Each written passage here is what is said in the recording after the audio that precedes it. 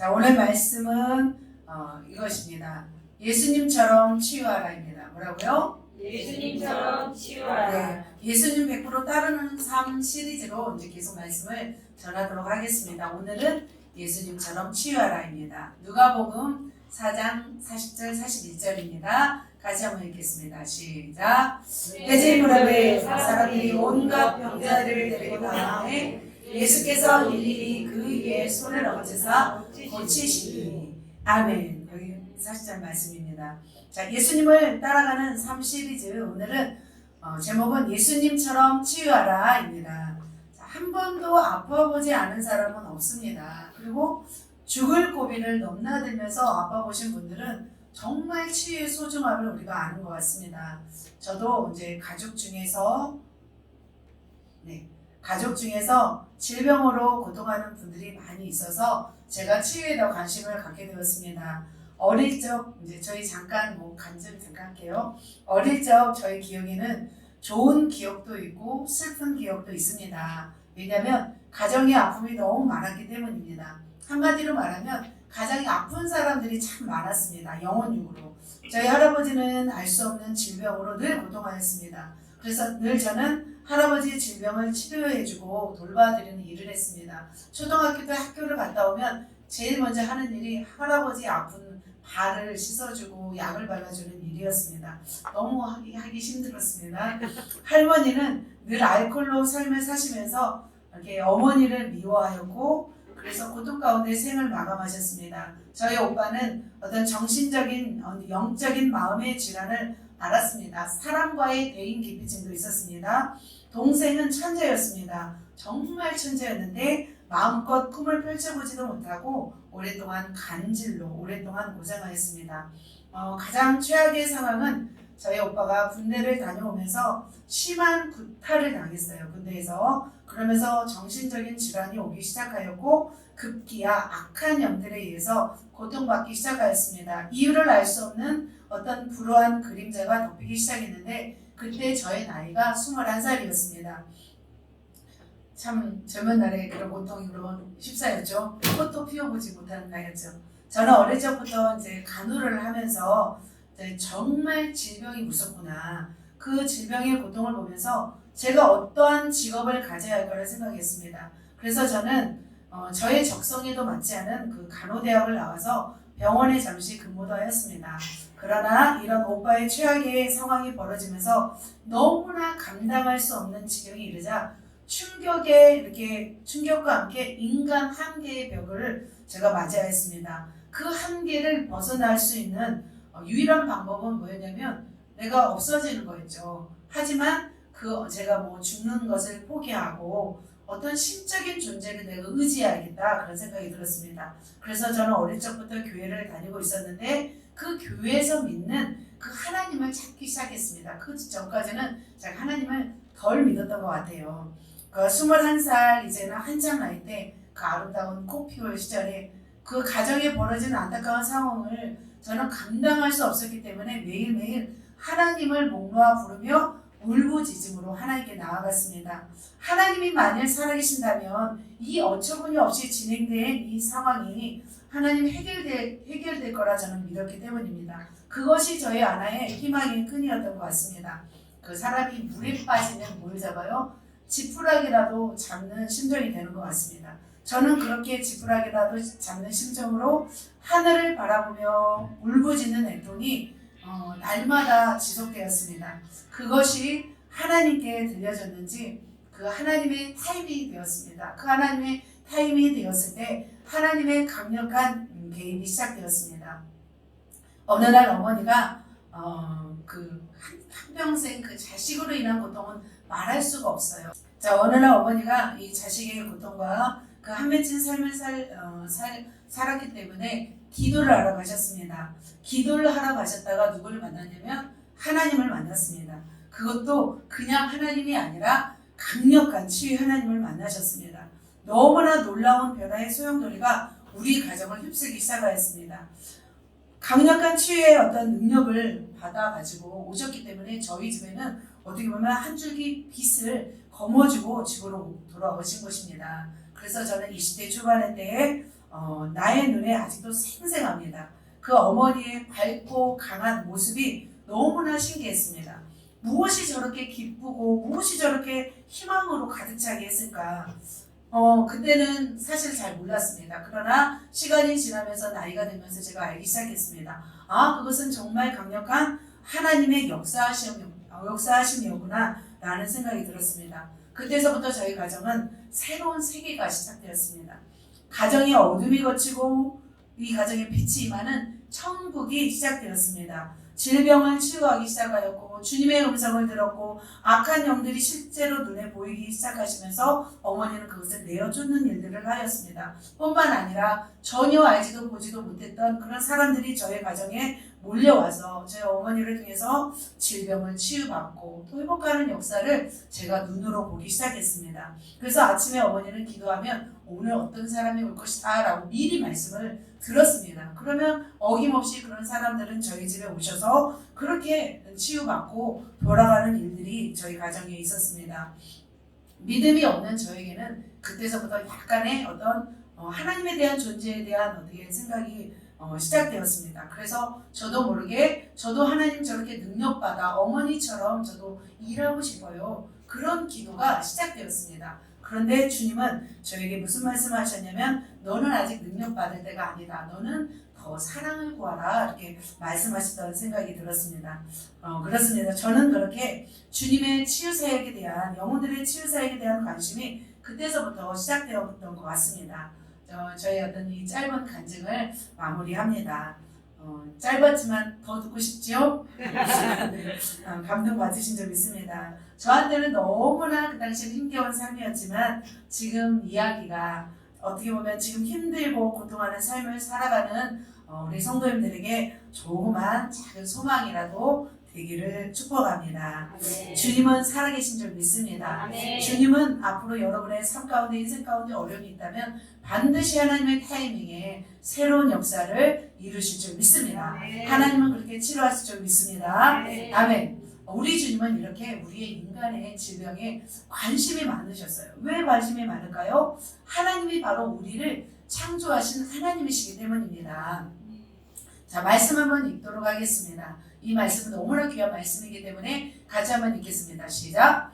그는 실로 우리의 질고를 지고 우리의 슬픔을 당하였거늘 우리는 생각하기를 그는 징벌을 받아 하나님께 맞으며 고난을 당한다 하노라. 그가 찔림은 우리의 허물 때문이요 그가 상함은 우리의 죄악 때문이라. 그가 징계를 받음으로 우리는 평화를 누리고 그가 채찍에 맞음으로 우리는 나음을 받았도다. 아멘.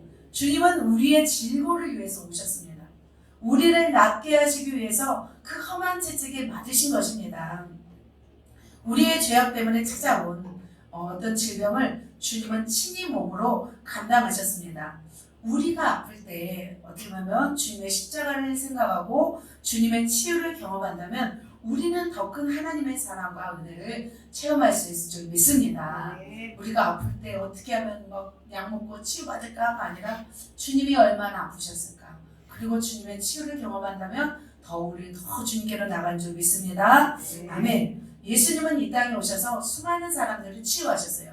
저렇게 우리를 어떻게 보면 살리기 위해서 채찍이 맞으셨고 그렇게 찔리셨음에도 불구하고 주님은 이 땅에 사시면서도 많은 사람들을 치유하셨습니다. 주님이 이 땅에 오신 것은 십자가를 지러 오셨어요. 우리를 구원하시고 우리 인류의 대를 대속하시기로 오셨습니다. 그럼에도 불구하고 예수님은 이 땅에 사시는 동안 연약한 질병으로 고통받는 사람들을 그냥 지나치지 않으셨어요. 일일이 안수하시고 일일이 고쳐주시고 일일이 싸매어 주신 분이십니다. 그래서 오늘은 주님이 치유하신 이유에 대해서 말씀드리도록 하겠습니다. 그리고 질병이에요. 주님이 어떤 질병까지 치료하셨는지 말씀드리고 우리도 치유받고 치유하는 그런 치유 사역자가 되시기를 예수님의 이름으로 축복합니다. 아멘. 자, 예수님이 이렇게 치료하셨는데 그렇게 질병을 치료하신 이유가 있으십니다. 자, 무엇일까요? 첫 번째, 영혼들을 불쌍히 여기셨기 때문이에요. 주님이 질병을 치유하신 이유는 뭐냐면 불쌍히 여기셨어요. 질병으로 고통당하는 여러분을 주님은 너무나 불쌍하게 여기십니다. 자, 실제인지 봅시다. 마가복음입니다. 시작. 예수께서 불쌍히 여기사 그들의 눈을 만드시니 곧 보게 되어 그들이 예수를 따르니라. 예수께서 어떻게 여기사? 불쌍히 여기사. 예수님은 불쌍히 여기셔서 치유하셨습니다. 예수님은 눈뜨기를 원하는 그들의 눈을 만지시니까 보게 되었어요. 자, 맹인 두 사람이 길가에 앉아 있었어요. 그런데 그 맹인 두 사람이 주님이 지나가신다함을 듣고서 소리 질러서 주님을 부릅니다.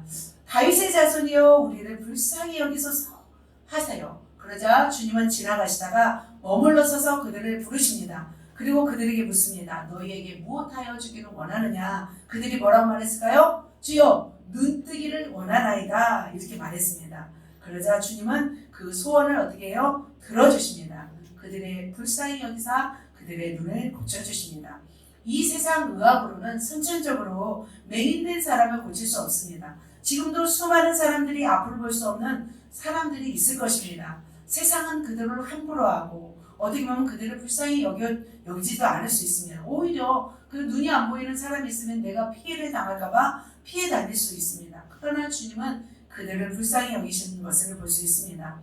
제가 청년 때 다녔던 교회는 장애인 부서가 있었어요. 그런데 그 장애인 부서가 굉장히 부흥했어요. 온갖 장애를 가진 분들이 다 몰려왔어요. 그런데 놀라운 것은 뭐냐면 너무나 감사한 것은 장애인들을 감당할 수 있는 교사 지원이 넘쳐났어요. 보통은 장애인들이 교회에 못 오는 이유는 그들을 감당할 힘이 없어서 못하잖아요. 근데 제가 다녔던 청년교회는 정말 많았어요. 그래서 하나님이 그 교회에 굉장히 축복을 주셨다는 것을 볼 수 있습니다. 주님은 지금도 아픔 가운데 신음하며 고통하는 그 주의 백성들을 불쌍히 여겨주십니다. 그래서 주님은 이렇게 치료하셨습니다. 또 두 번째입니다. 두 번째, 왜 치료하실까요? 믿음이 자라게 하기 위해서입니다. 그들의 믿음이 자라게 하기 위해서 주님은 치료하신 줄 믿습니다. 그래서 마가복음 5장 36절에 이런 말씀이 있습니다. 지금 이 배경은 뭐냐면 회당장의 딸이 병들어서 주님을 찾아오셨어요. 그런데 주님이 찾아오셔서 주님과 함께 지금 회당장의 딸을 고치러 가는 도중에 어떤 일이 일어났냐면 그 아이가 죽었다는 거예요. 그런데 회장장은 어떻게 했어요? 회당장은 두려워하고 있었어요. 그때 주님이 이 말씀을 하시는 거예요. 같이 한번 읽겠습니다. 시작. 예수께서 그 하는 말을 곁에서 들으시고 회당장에게 이르시되 두려워하지 말고 믿기만 하라. 네, 이렇게 말씀했어요. 자, 뭐라고 했어요? 두려워하지 말고 믿기만 하라. 이렇게 말씀하셨습니다. 그리고 예수님은 들어가서 회당장의 딸을 치료하셨습니다. 죽은 자를 살렸습니다. 그렇다면 이 회당장의 마음에는 무엇이 각인되어 있었을까요? 주님의 말씀인 줄 믿습니다.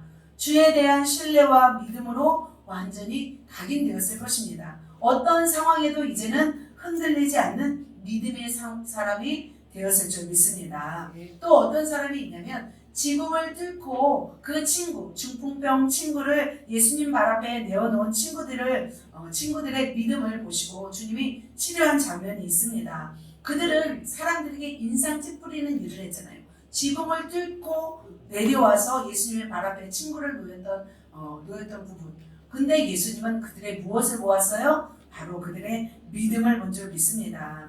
주님은 이렇게 믿음으로 행한 자를 축복하시고 믿음으로 나아간 자를 치료하신 줄 믿습니다. 또 가장 강력한 믿음의 사람 누가 나오냐면 백부장의 믿음도 아실 거예요. 백부장의 하인이 병들었을 때 그 백부장은 누구에게로 나아가요? 예수님께로 나온 줄 믿습니다. 그래서 마태복음 8장 5절에 예수께서 가버나움에 들어가시니 누가 나와서 간 거예요? 한 백부장이 나와서 간 거예요. 무엇 때문에 간 거냐면 내 하인이 중풍병으로 누워 괴로워합니다. 그러면서 고쳐주라고 말씀하죠. 그러자 예수님은 내가 직접 가서 고쳐주겠다고 하세요. 그런데 백부장은 뭐라고 하냐면 나는 감당하지 못하겠사오니 내 집에 들어오시면 나는 감당하지 못하겠사오니 다만 무엇으로만 하십시오? 말씀으로만 하옵소서. 이렇게 고백하죠. 그러자 예수님은 어떻게 해요? 정말 이만한 믿음은 저는 보지 못하였다 이렇게 말씀하잖아요. 그러면서 이스라엘 중 아무에게도 이만한 믿음을 보지 못하였노라 이렇게 주님이 말씀하세요. 그리고 나서 그들을 치유하십니다. 그 백부장의 하인을 치료한 줄 믿습니다. 주님은 이처럼 질병을 치료하신 이유는 뭐였냐면 믿음이었어요. 그들의 믿음이 더 자라나기를 원하셨어요. 그리고 치유하는 자들에게 무엇을 원하셨냐면 믿음을 원하셨어요. 믿음대로 역사하심을 나타내 보이셨어요. 병을 치유하여 고통이 사라지는 것보다 더 원하셨던 건 뭐였냐면 그들이 무엇으로 나오기를 원하셨던 거예요? 믿음으로 반응하시는 것을 원하셨던 것입니다. 왜냐하면 믿음이 없으면 어떻게 해요? 믿음대로 이제 치유받아도 주님을 어떻게 해요? 떠나가기 때문이에요. 내가 믿음으로 반응하지 않고 믿음으로 주님을 믿지 않고 나아가면은 바로 치유받아도 떠나가 버려요. 그래서 주님은 무엇을 중요시하냐면 치유받는 것도 중요하지만 믿음으로 전진하는 것을 중요해요. 여러분이 아무리 치유받아도 주님을 떠나버리면 무슨 소용이에요? 다시 아파버리잖아요. 그러나 더 원하시는 것은 믿음으로 나아가는 걸 원해요. 왜냐하면 믿음 이꼬로 뭐예요? 천국이기 때문에. 믿음 이꼬로 뭐예요? 구원이기 때문입니다. 그래서 우리도 더 치유받으면 더 믿음을 잃지 마시고 치유받기 위하여 끝까지 믿음으로 살겠다는 그 고백이 있으시기를 예수님의 이름으로 축복합니다. 아멘. 자, 세 번째입니다. 하나님이 왜 치유하시는지요? 세 번째로 같이 읽습니다. 시작. 하나님께 영광을 돌리기 위해서입니다. 그래서 하나님께 영광 돌리기 위해서 예수님은 치료하셨어요. 자, 주님이 치유 사역을 하신 일로 인해서 수많은 사람들이 하나님께 영광을 올려드렸습니다. 왜냐하면 그 하는 일들은 사람으로서 할 수 있는 일이 아니었기 때문이에요. 치유할 수 있는 일은 바로 누가 하시는 일이에요? 하나님이 하시는 일이었고 기적이었기 때문입니다. 자, 큰 무리가 이렇게 왔어요. 다리 저는 사람과 장애인과 맹인과 말 못하는 사람과 기타 여럿을 데리고 와서 예수의 발 앞에 앉히면 예수님이 어떻게 하셨어요? 고쳐주셨어요. 자, 밑에 줄친 부분만 색깔 칠한 부분만 같이 읽겠습니다. 시작. 말 못하는 사람이 말하고 장애인이 온전하게 되고 다리 저는 사람이 걸으며 맹인이 보는 것을 무리가 보고 놀라게 하여 이스라엘의 하나님께 영광을 돌리니라. 아멘. 이렇게 놀랍게 여겼어요. 말 못하는 사람이 말하고 장애인이 온전케 되고 다리 저는 사람이 걸으며 맹인이 보는 것을 보고 놀랍게 여기니까 어떻게 해요? 누구한테 영광 돌려요? 하나님께 영광 돌리는 줄 믿습니다. 치유 사역은 위험한 사역이 아닙니다.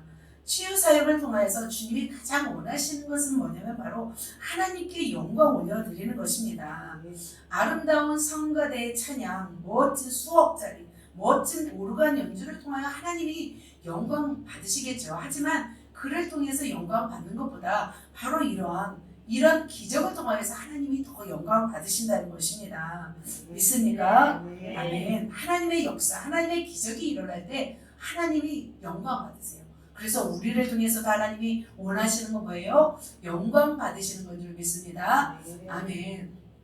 자, 또 한 장면이 나옵니다. 죽었던 나인성 과부의 아들이 살아났습니다. 죽었던 자가 일어나고 앉고 말도 하거늘 예수께서 그를 어머니에게 주시니 모든 사람이 두려워하며 같이 한번 읽습니다. 하나님께 영광을 돌려 이르되 큰 선지자가 우리 가운데 일어나셨다 하고 또 하나님께서 자기 백성을 돌보셨다 하더라. 아멘. 자, 죽었던 나인성 과부의 아들이 살아났어요. 그러자 사람들이 이렇게 영광을 올려드렸던 모습을 봅니다. 그리고 주님은 사도 바울을 통해서 우리에게 말씀하십니다. 그런즉 너희가 먹든지 마시든지 무엇을 하든지 다 하나님의 영광을 위하여 하라 말씀하고 있습니다. 자, 결국 우리가 영혼들을 예수님처럼 치유의 사역을 해야 하는 이유가 있습니다. 바로 치유 사역을 통하여서 우리의 이름 내기 위해서일까요? 아닙니다. 물질을 얻기 위해서일까요? 아닙니다. 무엇일까요? 세 가지 말씀드렸습니다. 첫 번째로 영혼들이 불쌍하기 때문이죠. 아픈 영혼들이 불쌍하기 때문입니다. 두 번째로 그들의 무엇을 자라게 하기 위해서? 믿음을 자라게 하기 위해서. 세 번째로 하나님께 영광을 올려드리기 위함입니다.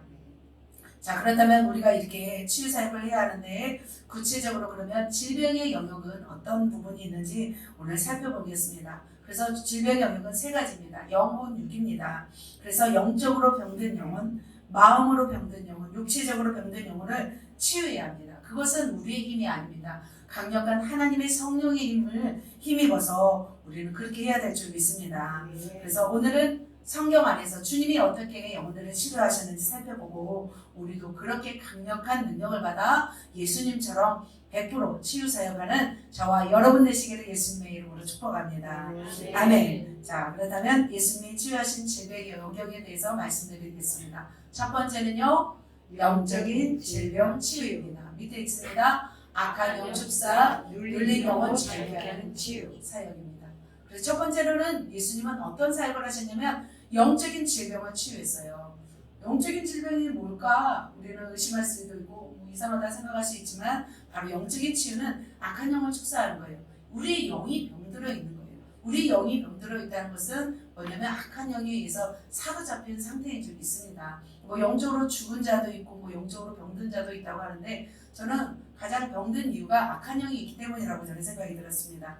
자, 본문에 보면은 마태복음 8장에 보면은 누가 나오냐면 가다라 지방, 거라사 지방이라고도 말합니다. 귀신 들린 자 둘이 무덤 사이에서 나와서 예수를 만납니다. 그들은 몹시 사나워서 아무도 그 길로 지나갈 수 없는 지경이었다고 말하고 있습니다.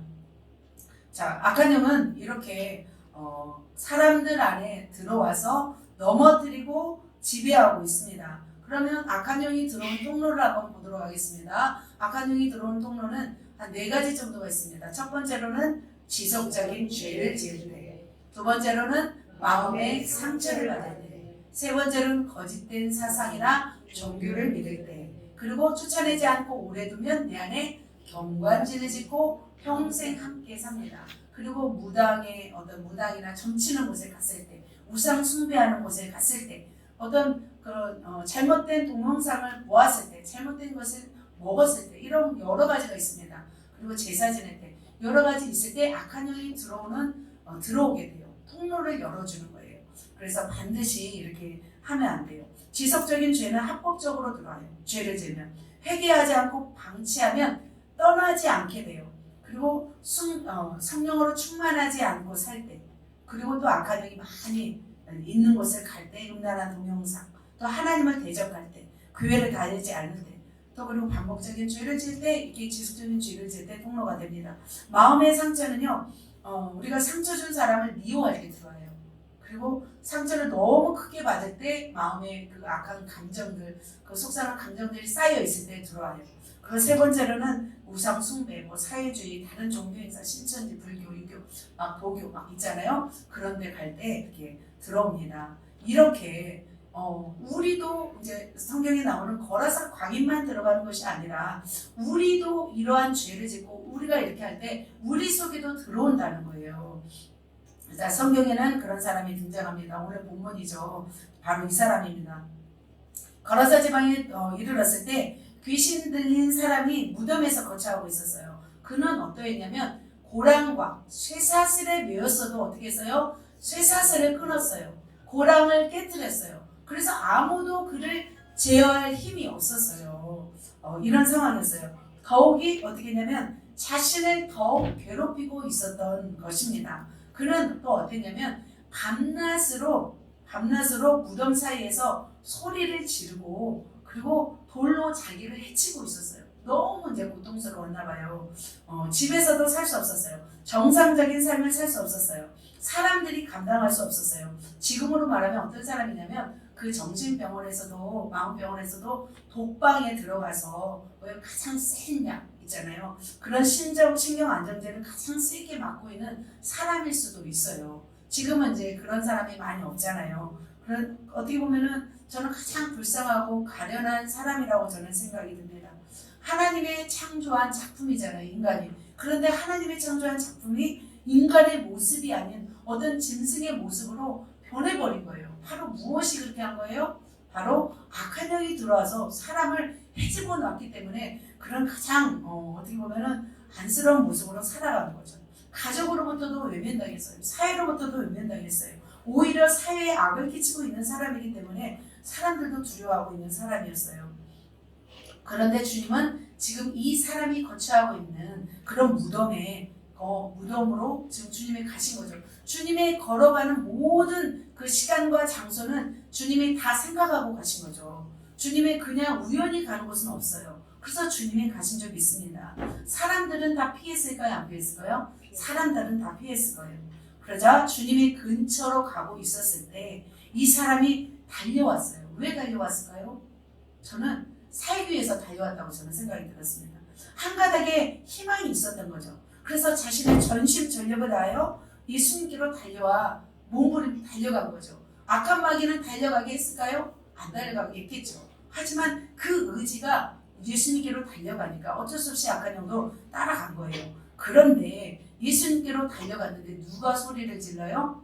악한 영이 소리 질러요. 뭐라고 소리 질러요? 지극히 높으시는 하나님의 아들 예수여, 나와 당신이 무슨 상관이 있나이까? 원하건대 하나님 앞에 맹세하고 나를 괴롭히지 마옵소서. 이렇게 고백하는 거죠.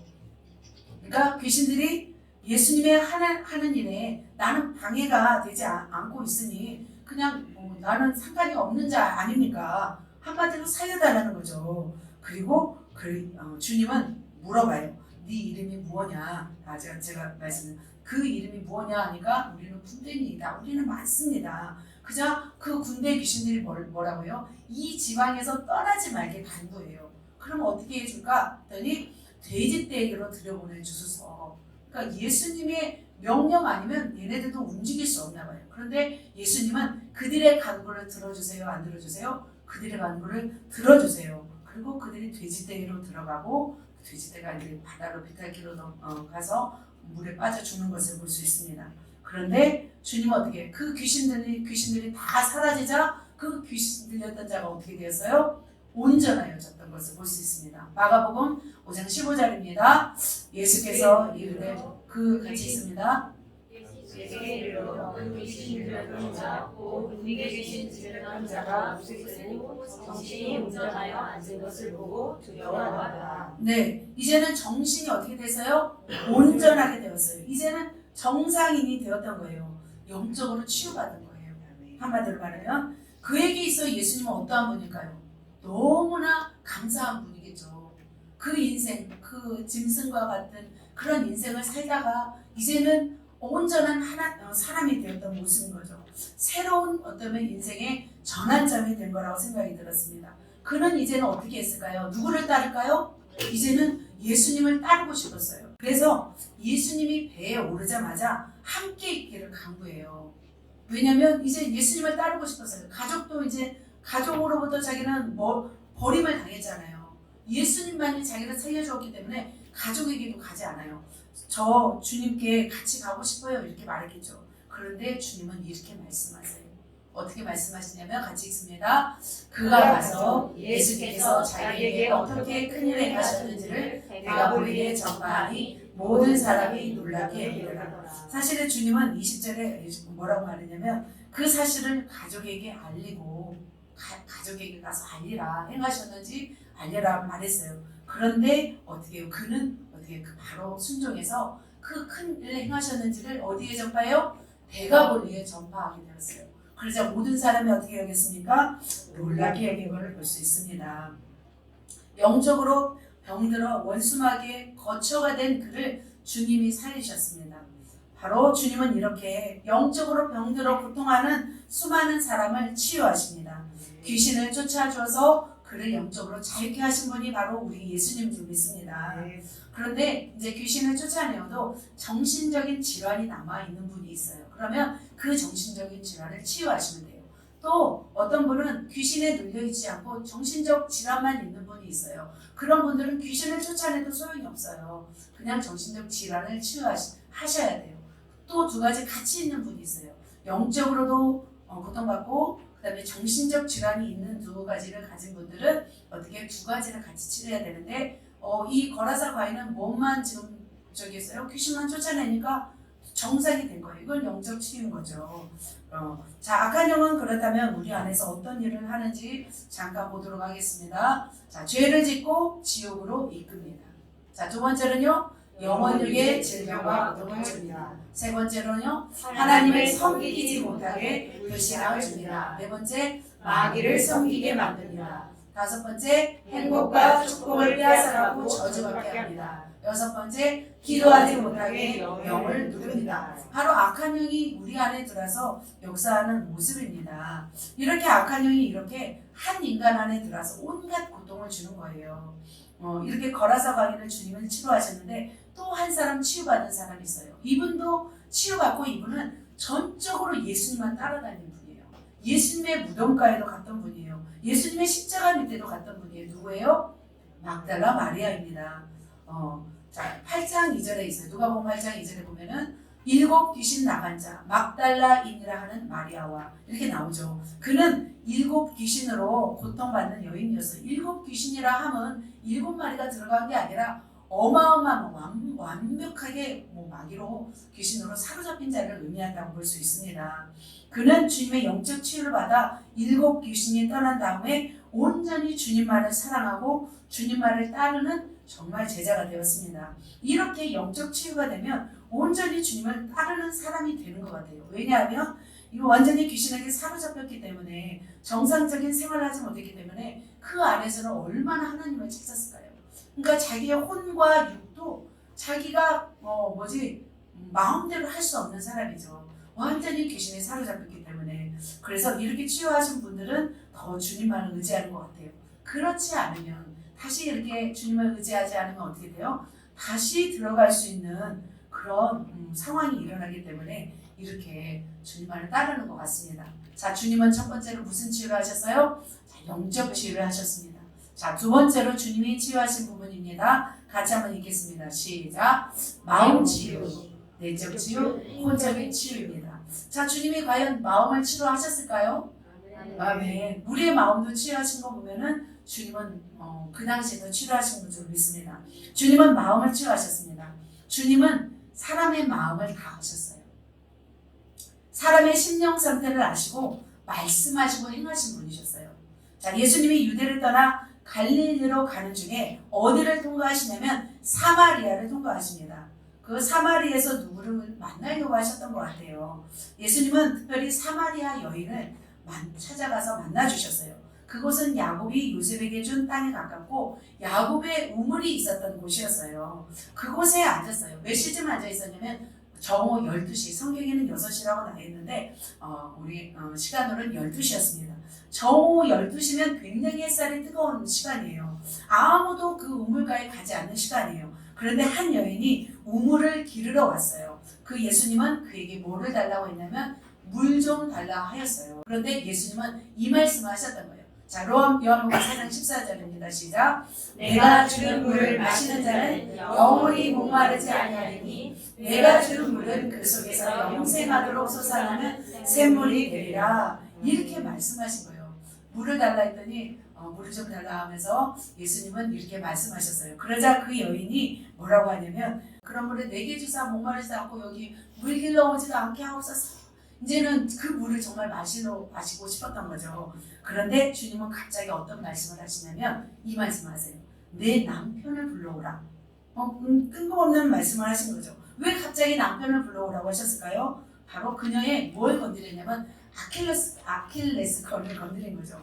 그가 소중히 여겼던, 그가 의지하였던 사람이 바로 남자였던 거죠. 그가 목마름을 해결하기 위해서 찾았던 그 말씀을 남편을 데리고 오라고 말하는 거죠. 그런데 그 여자는 어떻게 말해요? 내가 남편이 없나이다. 근데 주님 앞에 통해야 안 통해요? 안 통하죠. 주님은 실체를 다 공개하십니다. 그러면서 17절, 18절에 있습니다. 나는 남편이 없나이다. 그러자 예수께서 말하죠. 내가 남편이 없는 말이 옳도다. 너에게 남편 5이 있었고 지금 있는 자도 내 남편이 아니니 내 말이 참되도다. 이렇게 말하는 거예요. 주님은 그녀의 쓰라린 과거와 사람들에게 손가락질하는 그런 내용을 지금 다 말씀해버려요. 그러니까 과거에 남편이 몇 명 있었고 5명이 있었고 지금도 1명이 있는데 그자도 이제 남편이 아니다라고 이렇게 말씀한 거죠. 때로는 이렇게 솔직하게 드러내버리는 것이 치유의 지름길인 것 같아요. 꽁꽁 싸매고 있으면 치유가 안 되는 것 같아요. 솔직하게 다 말해버리는 거죠. 그죠? 그래서 지금 그녀는 대낮에 물길로 온 거예요. 왜냐하면 사람들이 손가락질 하기 때문에 남편이 5, 6이나 있네 하면서 손가락질 하기 때문에 두려워했던 거예요. 그런데 주님은 그의 수치심을 지금 치유하시고 있습니다. 남편을 6명이나 바꿔가면서 사는 그런 여인이라고 손가락질 할 수 있으나 주님은 그렇게 말씀하지 않으셨어요. 그의 마음을 알아주신 거예요. 그녀가 남편이 6명이 있어도 그들이 채워줄 수 없다는 것을 주님이 아신 거죠. 그래서 사람들은 그를 비웃고 조롱하였지만 주님은 뭐라고 봐요? 그도 네 남편이 아니다 라고 이렇게 말씀하시는 거죠. 그러면서 그녀의 마음을 위로하신 거죠. 실제로 그녀의 마음은 늘 갈급했어요. 영혼과 마음은. 사실은 그 갈급함 때문에 인간적인 방법으로 살려고 발버둥 치면서 그렇게 남편을 얻었다는 거죠. 그녀의 관심은 뭐였냐면 25절에 나와 있더라고요. 자, 25절을 보면은 뭐였냐면 이런 갈급함이 있었어요. 바로 그리스도라는 이가 오실 줄 알고 있고 그는 메시아임을 그는 믿고 기다렸던 거죠. 그런데 주님은 이렇게 말씀하죠. 자, 한번 24절 같이 한번 읽겠습니다. 시작. 여자가 이르되 메시아 곧 그리스도라 하는 이가 오실 줄을 내가 아노니 그가 오시면 모든 것을 우리에게 알려주시리이다. 그래야 예수께서 이르시되 내가 말하는 내가 그라 하시니라. 아멘. 그는 관심이 메시아였어요. 아무리 남편이 있었어도 그의 관심은 온전한 관심은 그리스도였다는 거죠. 그런데 주님이 내가 그라 하시니까 그가 어떻게 누구를 만났어요? 예수님을 만났어요. 만난 후 그는 뭐가 사라졌냐면 수치심도 사라졌어요. 그리고 한순간에 그 마음이 치유돼 버렸어요. 치유된 그는 가만히 있을 수가 없었습니다. 그러자 어떻게 됐을까요? 사람에게 나아갑니다. 같이 한번 읽겠습니다. 시작. 여자가 물동이를 버려두고 동네로 들어가서 사람들에게 이르되 내가 행한 모든 일을 내가 말하는 사람을 와서 보라. 이는 그리스도가 아니냐 하니. 지금 그녀는 뭐하고 있었어요? 목마름을 해결하기 위해서 물길로 왔어요. 그런데 이 물동이를 던져버린 거예요. 그리고 주님을 전하러 동네에 들어갔습니다. 이제는 수치심도 사라졌어요. 이제는 갈급함도 채워졌어요. 그녀의 마음이 이제는 온전히 치유되신 거죠. 자, 믿습니까? 누가 치료하셨습니까? 예수 그리스도가 치료하신 줄 믿습니다. 이처럼 아멘. 주님은 우리의 마음을 아신 줄 믿습니다. 사람이 마음으로 무슨 생각을 하시는지 주님은 다 아십니다. 그래서 그 사람의 필요를 아시고 주님은 이렇게 치유하신 줄 믿습니다. 주님이 그런 분이신 줄 요한복음에 나와 있습니다. 시작. 또 사람에 대하여 누구의 증언도 받으실 필요가 없었으니 이는 그가 친히 사람의 속에 있는 것을 아셨음이니라. 아멘. 자, 주님은 이렇게 아셨어요. 친히 무슨 생각을 하시는지 다 아셨어요. 그런데 주님은 직선적으로 말씀하셨을까요? 안 하셨어요. 자, 여러분 사람의 속 아십니까? 네, 저는 조금 압니다. 중심을 조금 압니다. 그러나 일부러 알려고 하지는 않습니다. 주님이 알려달라면 그 마음을 알겠더라고요. 또 주님은 이렇게 사람 속을 아셨기 때문에 이렇게 치유하신 것을 볼 수 있습니다.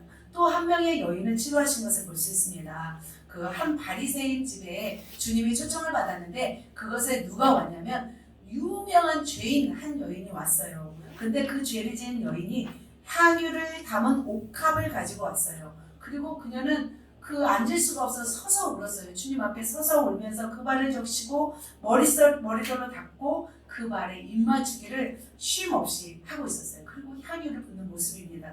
그런데 바리새인이 등장해요. 바리새인은 마음으로 판단했어요. 저가 죄인인지를 아는데 다 아는데 예수님 왜 저러고 계시나? 바리새인은 판단했어요. 그런데 주님은 그 바리새인을 판단을 더 아셨어요.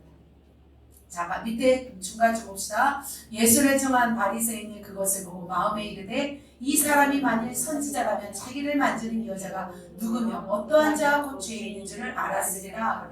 그러니까 바리새인은 그 여자를 이미 뭐로 비판하고 판단하고 정죄하고 있었던 거예요. 그러나 예수님은 지금 누구를 지금 판단하고 있어요? 저 바리새인을 지금 판단하고 있었습니다. 바로 그 마음을 아시고 뭐라고 말씀하시냐면 시몬아 내게 이를 말이 있다. 빚진 자 둘이 있는데 한 사람이 500데나리온을 줬고 한 사람은 50데나리온을 줬는데 둘 다 갚을 것이 없이 탕감하여 주었는데 누가 더 사랑을 받은 자냐 이렇게 물어본 거죠. 그러자 바리새인 어떻게 말해요? 많이 탕감을 받은 자입니다. 그러시면서 주님은 그 바리새인도 곧바로 지적하지 않고 바리새인에게는 깨달음을 주세요. 그리고 여인에게는 어떻게 하냐면 바로 어떻게 해요? 그의 많은 죄가 사하여졌다. 그리고 뭐라고 말씀하시냐면 평안히 가라 이렇게 말씀하는 것을 볼 수 있습니다. 자, 예수님은 이렇게 사람의 마음을 다 안다고 해서 드러나시면서 책망하지 않았습니다. 바리새인에게는 깨달음을 주셨고 여자에게는 평안함을 주셨습니다. 저희 영적인 스승인 원장님은 늘 마음을 꿰뚫어 보셨어요. 우리 목사님도 그 앞에서 옴싹달싹을 못했어요. 하도 막 마음을 다 꿰뚫어 알아보셨으니까. 그래서 사람의 중심으로 무엇을 생각하는지 아셨어요. 그래서 제가 결혼하기 전에는 저한테 항상 이 말씀 하셨어요. 순종해라고. 제가 순종하기 힘들어하는 스타일이에요. 제가 자유로운 영혼이기 때문에. 그래서 저에게는 늘 순종을 이렇게 말씀하셨어요. 그리고 저희가 순종할 수 있도록 이렇게 기도해 주셨어요. 제가 섬에 있을 때는 뭘 말씀하셨냐면 사랑하라 하신 거예요. 제가 사랑하기 힘들었나 봐요. 그러니까 계속 사랑해라. 내가 사랑해야 된다. 이렇게 전화로 말씀하셨어요. 그리고 나서 제가 사랑할 수 있도록 기도하셨습니다. 그래서 제가 좀 많이 사랑했던 것 같습니다. 주님은 이렇게 우리 원장님도 그랬던 것처럼 주님은 이렇게 사랑으로 우리를 감싸주시는 분이고 우리의 마음을 치료하시는 분이 좀 믿습니다. 우리의 마음을 아시는 분이 바로 주님인 줄 믿습니다. 자, 사람들이 우리 교회 오면 이렇게 하는 말씀들이 있습니다. 어떤 말씀이냐면 참 사랑이 넘치네요. 참 평안하네요. 이런 말씀을 하는 걸 볼 수 있습니다. 왜냐하면 바로 하나님이 그렇게 역사하시는 줄 믿습니다. 그렇게 행하시기 때문에 이곳에 사랑이 부어진 줄 믿습니다. 이 시간 하나님께 한번 영광의 박수 올려드립니다. 오늘을 치료하시고 이렇게 부어주시는 그 사랑의 하나님께 영광 감사의 박수 올려드리겠습니다. 이곳에 있는 것만으로도 주님이 여러분을 치유하시고 계속하여 회복하실 줄 믿습니다. 아멘. 마지막으로 한 가지 주님이 더 치료하시는 사역이 있습니다. 같이 읽겠습니다. 시작. 육체 치유입니다. 육체 치유라면 바로 질병 치유입니다. 주님은 뭐가 있으셨냐면 병을 고치는 능력이 있었습니다. 누가복음 5장 17절입니다. 같이 읽겠습니다. 시작. 하루는 가르치실 때 갈릴리의 각 마을과 유대와 예루살렘에서 온 바리새인과 율법 보살이 앉았는데 병을 고치는 주의 능력이 예수와 함께 하더라. 자, 병을 고치는 주의 능력이 누구와 함께 하셨어요? 예수와 함께 하셨습니다. 예수님은 그냥 고치신 것이 아니에요. 능력이 있으셨기 때문에 고치셨어요.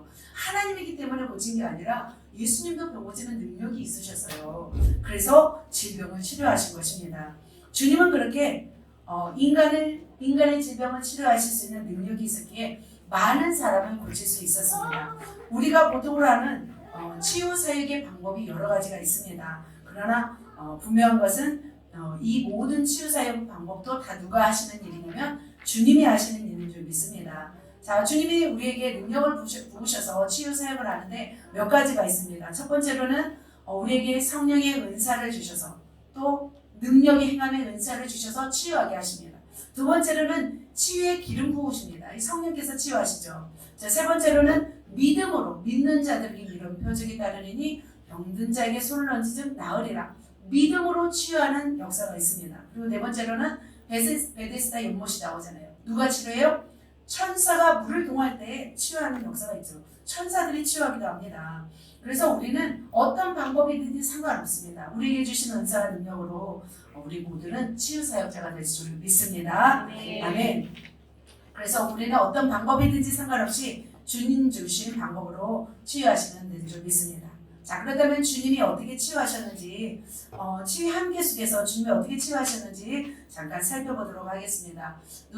마가복음입니다. 같이 한번 읽습니다. 시작. 점으로 해질 때 모든 병자와 귀신 들린 자를 예수께 데려오니 온 동네가 그 문 앞에 모였더라. 예수께서 각종 병이든 많은 사람을 고치시며 많은 귀신을 내쫓으시되 귀신이 자기를 알므로 그 말하는 것을 허락하지 않으시니. 자, 여기 파란 글씨 보면은 각종 병이든 많은 사람을 고치셨다고 말씀하고 있습니다. 다른 공간 복음에서는 주님이 다 고치셨다고 말씀하고 있어요. 주님은 어떻게 그냥 다 고칠 수 있었어요. 주님은 100% 고치셨습니다. 재발됐을까요? 재발되지 않았습니다. 완벽했습니다. 치료받기를 원하는 모든 사람은 예수님은 다 고치셨어요. 주님의 능력으로 치유하셨습니다. 주님은 100이면 100 다 고치셨습니다. 우리는 좀 못 고치잖아요. 그래서 우리도 어떻게 해야 돼요? 예수님처럼 100% 치료하는 그런 능력자가 되어야 될 줄 믿습니다. 우리가 그래서 이렇게 100% 치유하겠다 이런 갈망이 되어야 됩니다. 그러면 예수님의 10%라도 우리가 치유할 수 있지 않을까 싶습니다. 근데 주님은 분명히 말씀하셨어요. 나보다 너희가 더 큰 일을 하리라 말씀하셨어요. 바로 누가 함께 하시기 때문에 그렇게 할 수 있을까요? 성령 하나님이 우리와 함께 하시기 때문에 우리는 더 큰 일도 하게 하실 줄 믿습니다. 아멘. 그 당시 너무 아파 고통하는 사람들에게는 예수님은 오아시스와 같은 소식이었습니다. 그래서 주님이 어디 계시다는 말을 들으면 병든 자를 침상째로 메고 왔어요. 자, 보면은 지방으로 돌아다니며 예수께서 어디 계시다는 말을 듣는 대로 침상째로 메고 나오는 거예요. 그래서 어떻게 해요? 시장에도 두고 예수께 옷가에라도 손을 대게 하시기를 간구하니까 손을 대는 자는 다 어떻게 해요? 다 성함을 얻으냐. 예수의 옷가에만 손을 얹어도 다 성함을 얻는 거예요. 아멘. 저와 여러분도 이 정도 실력이 되었으면 좋겠습니다. 아멘. 그렇게 주님은 하실 줄로 믿습니다. 그런데 지금도 이렇게 수많은 사람들이 고통하고 있어요. 우리나라뿐만 아니라 낙후된 지역, 아시아, 또 아프리카 이런 여러 지역에서는 정말 가난해서 치료받을 수 없어서 고통하는 사람들이 너무 많이 있습니다. 우리는 그 영혼들에게도 나아가서 치유 사역을 해야 될 줄 믿습니다. 그렇다면 육체의 질병이 일어나는 원인들이 있어요. 자, 원인들이 뭐가 있냐면 바로 이런 원인들이 있어요. 하나님의 영광을 위해서 주신 질병을 가진 사람이 있어요.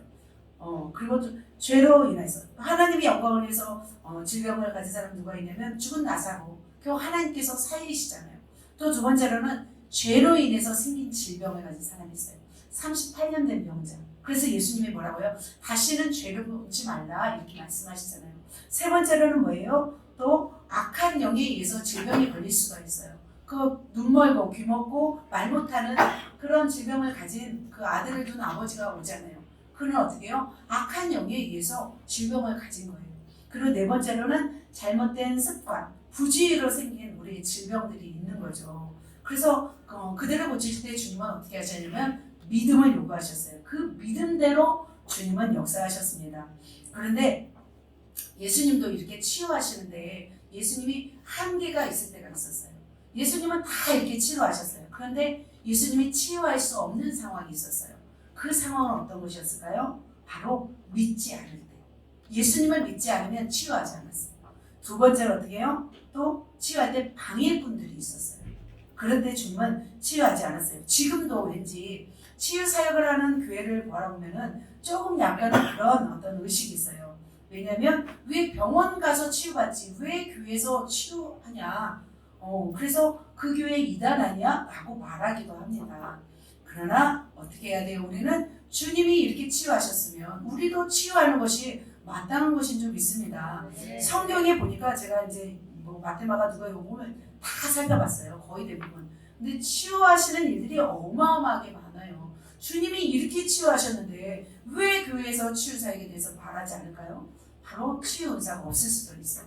그리고 치유 사역을 하면은 조금 불편하신 분들이 많이 와요. 질병으로 너무 고통받은 사람들은 정상적인 말과 행동을 하지 않아요. 그러니까 힘들기 때문에 그 치유 사역을 하지 않기도 합니다. 지금은 또 문제는 그거죠. 왜냐하면 의학이 너무 발달되어 있기 때문에 아프면 병원에 가요. 그리고 보험이 너무나 잘 되어 있기 때문에 그냥 병원 가서 보험료를 받기 위해서 주님 앞에 나와서 치유받기를 원하지 않습니다. 그런데 더 문제가 있어요. 뭐냐면 질병을 치료할 수 있는 능력이 없다는 것이 저는 문제라고 생각이 듭니다. 치료의 능력을 받아 고쳐주고 싶은 마음조차가 없다는 것이 저는 문제인 것 같아요. 그러니까 목회자들조차도 어쩌면 사역자들조차도 영혼들이 아프면 어떻게 해요? 병원 가세요. 이렇게 말하고 싶은 거지. 와서 기도해 줄게요. 이렇게 말하고 싶지 않다는 거죠. 그것이 저는 문제라고 생각합니다. 그러나 지금은 우리가 준비해야 될 때예요. 왜냐하면 앞으로는 더 많은 질병으로 고통받는 시대가 오기 때문이에요. 이제는 병원에서 약으로도 해결될 수 없는 질병들이 이제는 생겨나기 때문이에요. 영적으로, 혼적으로, 육적으로 고통하는 사람이 이제는 많아질 거예요. 그래서 우리는 어떻게 돼요? 준비해야 될 점이 있습니다. 그들을 치유하고 복음을 전하고 그들을 예수께로 인도하는 일이 우리의 무엇이 되어야 되냐면 사명이 되어야 될 점이 있습니다. 아시겠습니까? 아멘. 자, 우리도 그래서 예수님처럼 앞으로 치유할 수 있는 하나님의 사람이 되어야 될 점이 있습니다.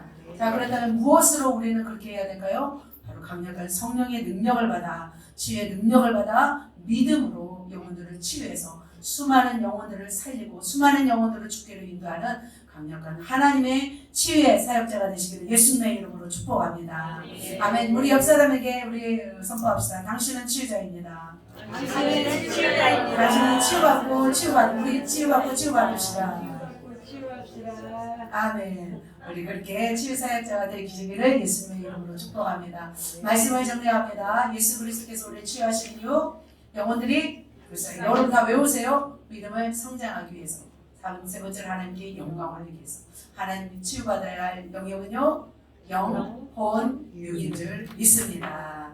우리 그렇게 앞으로 다가올 미래에 이런 많은 고통 가운데 수많은 죽어가는 영혼들을 살려서 그들을 죽어가게 내버려 두지 마시고 살려서 만영혼을 구원합시다. 그리고 수많은 아프리카 지역, 아시아 지역, 아직도 복음을 받아들이지 않는 지역에는 병원 시설이 약화되어 있잖아요. 그들에게 가서 치유하면서 영혼력을 치유해서 하나님의 살아계심을 증거하여서 그들이 주께로 돌아오게 하는 그런 일을 감당하는 저와 여러분이 되시기를 예수님의 이름으로 축복합니다. 아멘. 기도하겠습니다.